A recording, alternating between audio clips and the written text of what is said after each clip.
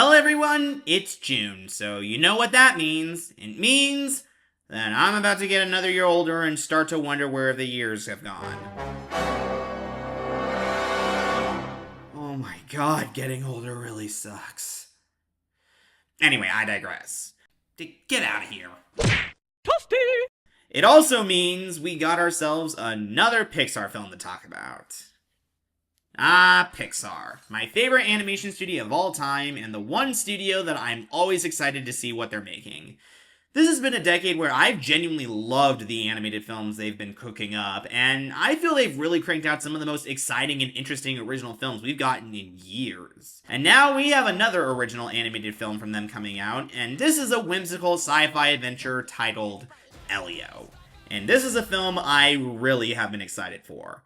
This just looked flat out cute, sweet, and fun. All the ingredients you would expect from a Pixar original, as we focused on a young boy who wants to be abducted by aliens. And this is a film that certainly does have quite an interesting story behind it, as well as that it was a bit bumpy.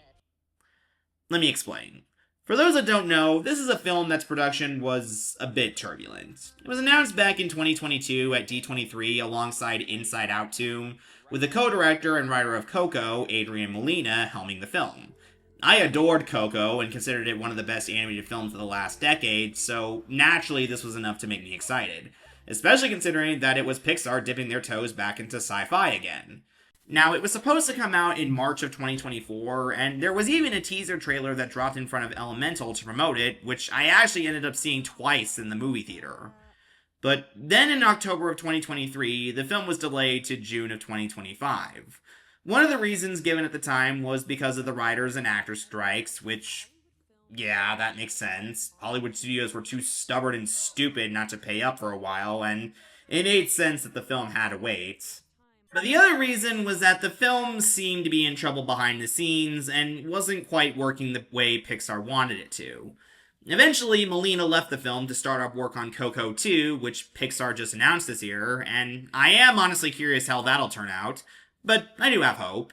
And Elio was given to not one, but two directors at the studio. One of them was director Madeline Sharafian, who previously directed the Pixar short Burrow, which I really loved, and the other director was Domi Shi, the director behind Turning Red, which I'm sure all of you know I adored. I think it's one of Pixar's very best films, and just a film I connected with on a massive level. And yes, I still think it's the best animated film of 2022, don't at me. So yeah, on the one hand, I was still excited for this film despite the trouble. I could see why for some people this could be a bit alarming. A director being replaced on an animated film can be a huge sign of trouble, and there are a lot of animated films that end up really failing when this happens. But it has been proven plenty of times that animated films can go through director's changes and still end up being fantastic in the end. There are a handful of fantastic animated films I can name that started off under different directors and ended up becoming all-time classics, including from Pixar. So, I was a lot more optimistic that this would work out because the film did seem to be in good hands being passed off to Sharafian and Shi, as both are talented and could bring a lot of their quirky, nerdy energy into the final product. Plus, it was nice to see a Pixar film being directed by two female directors, which I think is a huge step forward for them.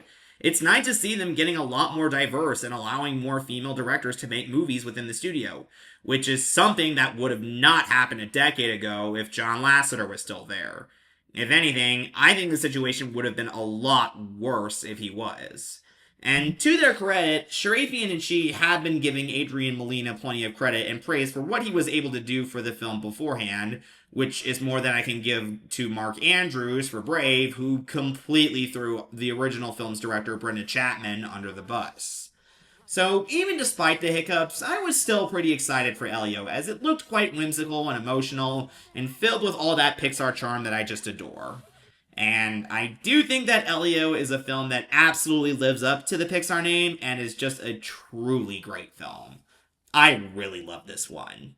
If I could describe Elio in a word, it would be wonderful. This is a truly whimsical and sweet film that has a lot of the trademarks you would expect from the studio, which includes having plenty of laughs, plenty of heart, and plenty of charm to spare, as well as having an emotional core that truly makes it special.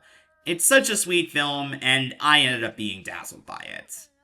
On Earth, an 11-year-old boy named Elio Solis, played by Jonas Kabrib, is desperate to be abducted by aliens in the hope to finally find a place where he belongs due to his struggle of making friends, the loss of his parents, and his aunt Olga, played by Zoe Saldana, not seeming to understand him. After various incidents involving a fight on a beach with some bullies, and Elio sending off a message into space that gets the power on the military base shut down, Olga ends up sending him to a training camp hoping he can fit in and behave. The camp is naturally miserable for the poor boy, but soon enough, Elio ends up having his wish granted and he's abducted by aliens and beamed into the Communiverse, a hub for alien creatures and the ambassadors of certain planets. Elio is excited and naturally feels at home, especially when the aliens seem to treat him as the leader of Earth and invite him onto their council. But a problem soon emerges when a ruthless alien leader named Lord Grygon, played by Brad Garrett, is denied entry into the Communiverse and vows to destroy it. Elio volunteers to negotiate with Grygon, and while on his ship, he ends up meeting and bonding with his son Glorden, played by Remy Edgerly. And from there, the two form a friendship together as they both wonder how they can fit into their respective worlds.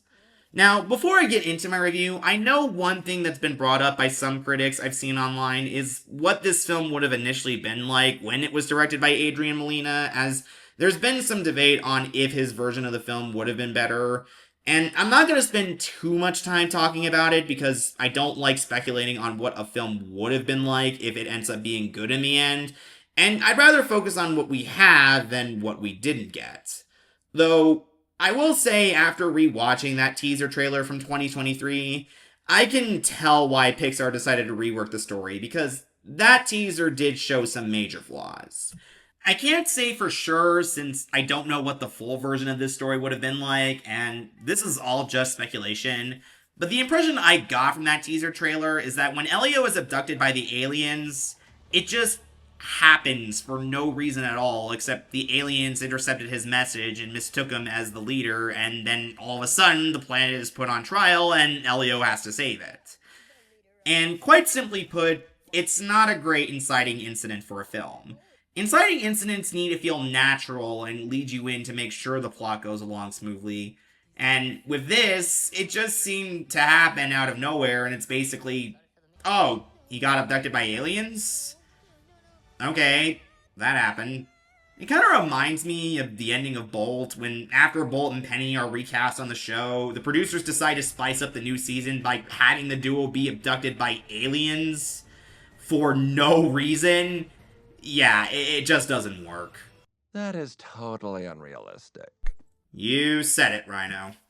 Plus, I will just say this when it comes to Pixar, which is what I can say about any film from an animation studio or filmmaker. I'm not expecting each film to come out of them to be a masterpiece. I just expect the film to be good. And if it can do that, that's more than okay with me.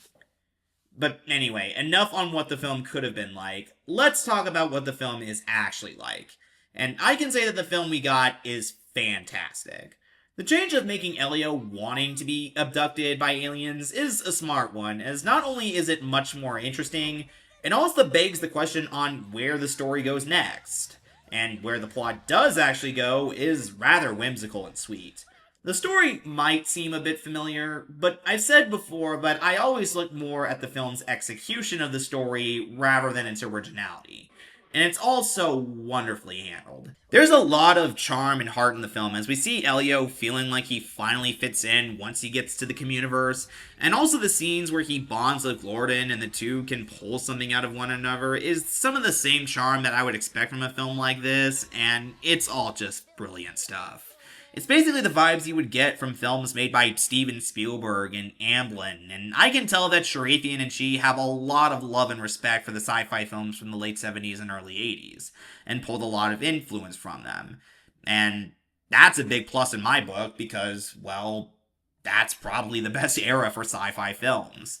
There's a lot of Spielberg DNA found here, with Elio being enchanted by the aliens, pulling from Close Encounters of the Third Kind.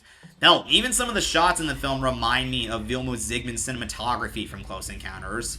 While the bond between Elio and Gordon is especially pulled from E.T., with both about a young boy who is struggling with a loss in his family and meeting a creature from another world that he can connect with. Though it's not just the whimsy Spielberg sci-fi that the film pulls from, there's also a lot of charm that's pulled in from horror sci-fi films as well. This includes bits that are a tribute to Alien, and without spoiling, there's even a hilarious subplot that pulls inspiration from The Thing.